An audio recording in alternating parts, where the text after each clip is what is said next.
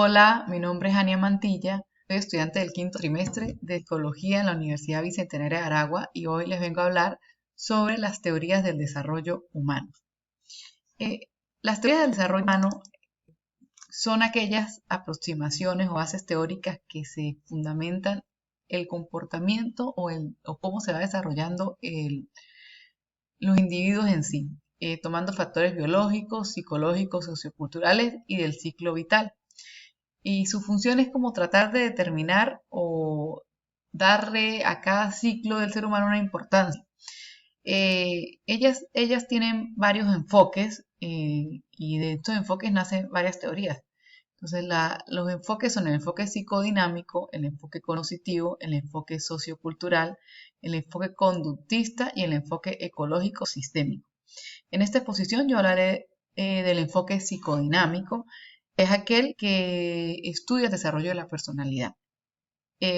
Bajo esta premisa o este enfoque encontramos dos teorías que han sido las de mayor aporte al desarrollo, como son la teoría de Freud del desarrollo psicosexual y la teoría de Erickson del desarrollo psicosocial. La teoría de Freud sobre el desarrollo psicosexual data a pesar de ser una teoría psicodinámica, Freud basa su teoría en el desarrollo biológico del ser humano.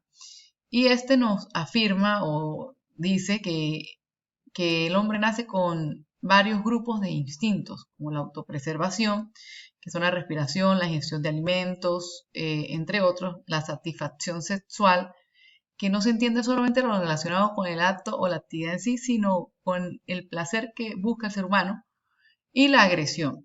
La teoría freudiana del desarrollo de la personalidad destaca principalmente los efectos de las experiencias en los primeros 5 años de vida.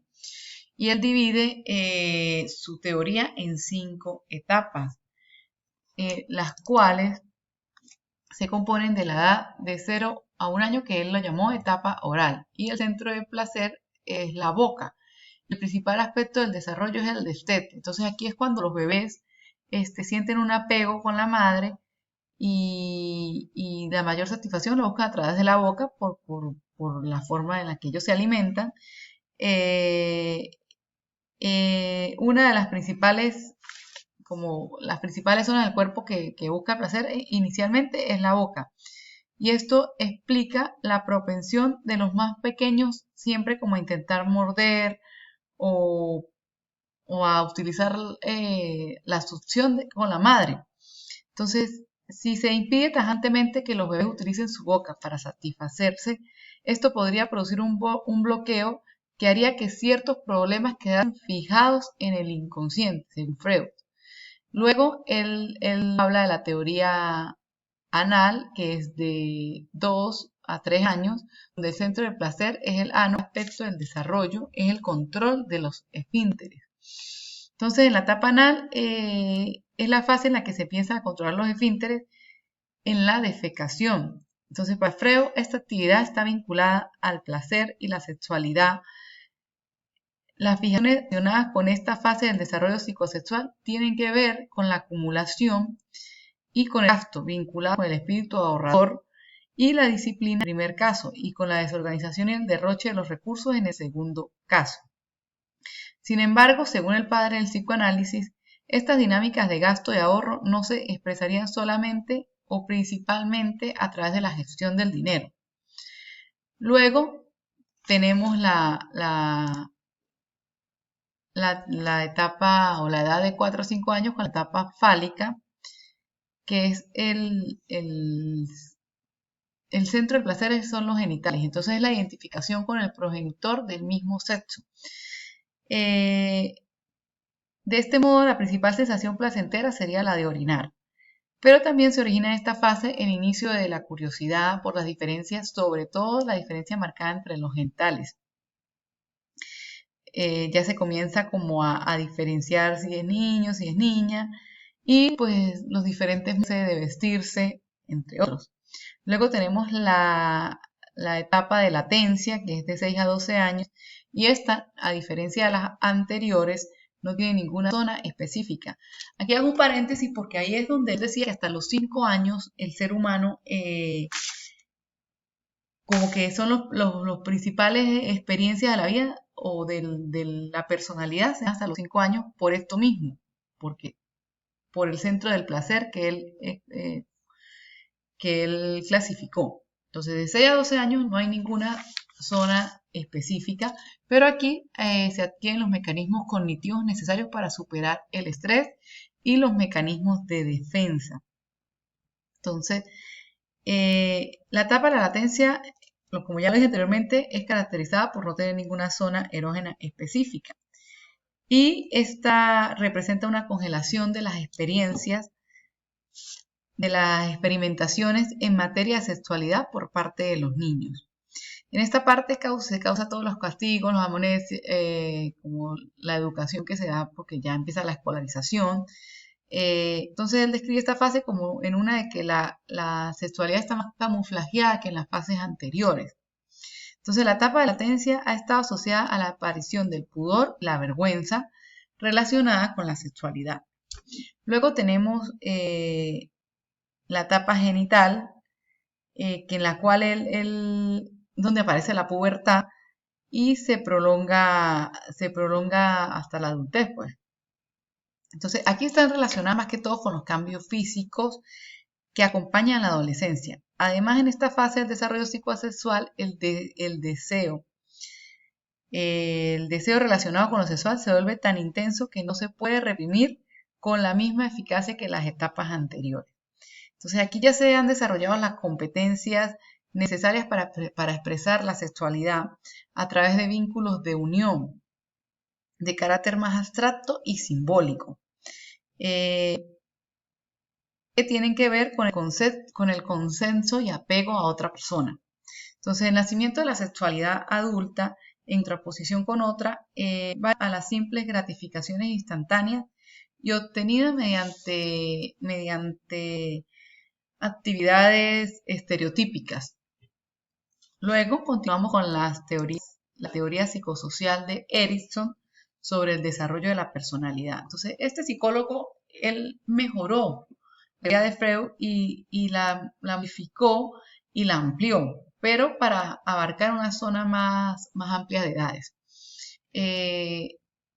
Este muestra discrepancias con Freud en cuanto al papel central de la sexualidad y la terminación del desarrollo básico de las primeras etapas de la vida.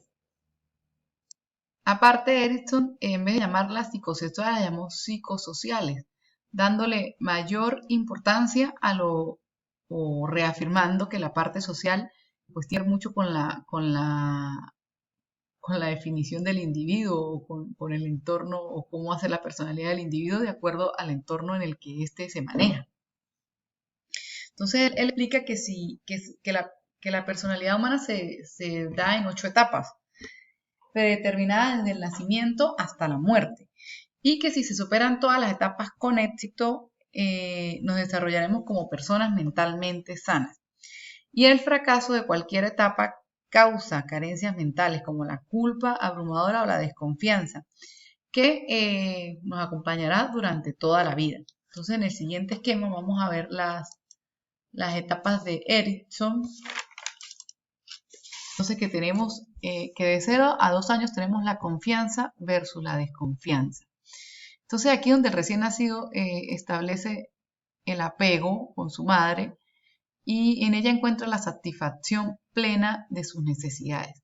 Dichos cuidados garantizarán paulatinamente el aprendizaje y desarrollo de su confianza, si sus requerimientos básicos son atendidos coherentemente.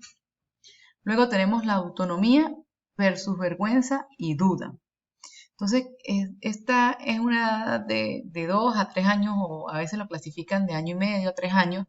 Entonces, aquí es donde el infante empieza a gatear, a desplazarse de un sitio a otro. Pegar y llorar constituyen su lenguaje. Entonces, el lenguaje para obtener lo que él desea. Si el contexto del niño no responde completamente a las necesidades que experimenta, aparecerá la duda sobre sí mismo y el temor de tomar la iniciativa. Entonces, la vergüenza del infante se expresa como una necesidad de no ser visto, de ocultar su rostro, algo que tiene como consecuencia las rabietas y los llantos, o las diferentes manifestaciones de desbordamiento emocional. Entonces, el control exterior debe ser firme y tranquilizador para que él aparezca o para que él desarrolle la autonomía. Por eso es que los padres siempre debemos acompañar a nuestros hijos cuando ellos presentan o no saben expresar sus emociones por la falta de lenguaje en ese momento, porque lo hacen todo a través del llanto. Es muy importante el acompañamiento en esta etapa para lograr niños que puedan ser seguros o que tengan autonomía. Luego tenemos la tercera etapa, que es la iniciativa versus la culpa, que es de 3 a 6 años. Entonces, aquí es donde él especial con el juego, él aprende o descubre los roles más significativos para él y lo que representa. Entonces, el niño necesita identificar cuál va a ser su rol en el mundo, y la iniciativa esta consiste en la planificación de ese rol social con el que se actúa. Entonces, en esta etapa también aparecen la rivalidad y los celos, sobre todo cuando se tiene otro hermanito o, bueno, cambios en el ambiente. Luego tenemos la cuarta etapa, que es la laboriosidad versus la inferioridad. Entonces aquí el niño ya tiene una vida escolar. Entonces, independientemente de que se sienta a gusto o insatisfecho, el niño empieza a obtener un reconocimiento por lo que hace en ese nuevo entorno. Entonces aquí es donde debemos reforzar las conductas que sean positivas para el niño, alentándolos y más bien no reforzando cuando hacen algo mal o cuando uno cree que hacen algo mal, porque aquí es donde ellos empiezan a adquirir como los nuevos conocimientos y los fijan en su memoria. Entonces, pues es importante siempre reforzar lo positivo. Tenemos la quinta etapa, que es la búsqueda de la identidad versus la difusión de la identidad. Entonces, esta se caracteriza por poner en duda todo aquello que es confiable, es decir, los conocimientos, las habilidades adquiridas. Todo ello debido a los cambios biológicos que sufre el cuerpo y la crisis de personalidad que esto genera. Aquí ellos se preocupan mucho por su imagen y por lo que les dicen las demás personas, entonces siempre es importante también crearle como seguridad a estos jóvenes en esta edad. Luego tenemos la sexta, que es la intimidad versus el aislamiento, que aquí donde ya se establecen como responsabilidades o ya se es capaz de establecer compromisos laborales, sentimentales, políticos, profesionales. En esta etapa las decisiones y los retos para adquirir estabilidad. Entonces también es un periodo en donde se afianzan las concepciones acerca del trabajo, la amistad y la familia. Básicamente en esta etapa cuando se da un paso definitivo hacia la adultez. Luego tenemos la intimidad versus el aislamiento, que es cuando ya hay una edad madura, digamos que cuando ya se es abuelo y se necesita como, no es abuelo, perdón, cuando se es padre y se necesita como trascender o educar a otras personas, esta es como esa edad. Entonces cuando no se produce esto, hay como un estancamiento personal y está ligado a la sensación de no trascender. Y como esta etapa tenemos la integridad versus la desesperación. Entonces es la última edad de la vida y puede ser una etapa serena o llena de dificultades de acuerdo a cómo se hayan vivido las etapas anteriores. Entonces, por eso es importante siempre como vivir cada etapa y superar en cada etapa pues las dificultades. Entonces, para terminar, ninguna teoría del desarrollo es suficientemente amplia para explicar todos los aspectos involucrados en la constitución del ser humano. Algunas teorías le dan más importancia a los factores internos y otras a los externos en el desarrollo del sujeto. Sin embargo, la mayoría de los psicólogos creen que ambos factores biológicos y ambientales juegan un papel muy importante en el moldeamiento de la mente y la conducta humana. Muchísimas gracias.